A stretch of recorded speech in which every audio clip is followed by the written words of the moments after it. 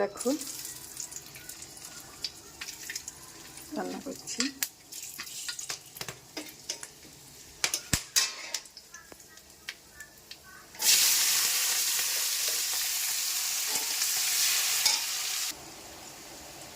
রসুন বাটাটা এবারে দিয়ে দিচ্ছি।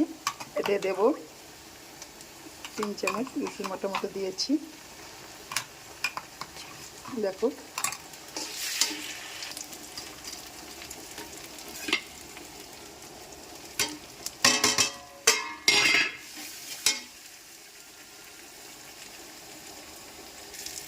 বন্ধুরা, এবার মাংসটা ধুয়ে দিলাম।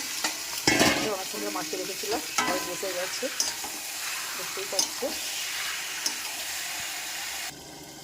ঢাকনাটা খুলে একবার দেখে একটু ভালো করে ধুয়ে দিলাম মাংসটা কেমন হয়েছে।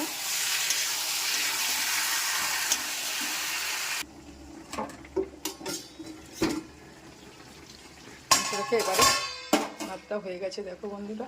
এবার মাংসটাকে প্রেসারে দিয়ে ঠিক করবো। দেখো পুরো রান্নাটা ফিনিশ হয়ে গেছে। মাটনের কালারটা দেখো কি হয়েছে।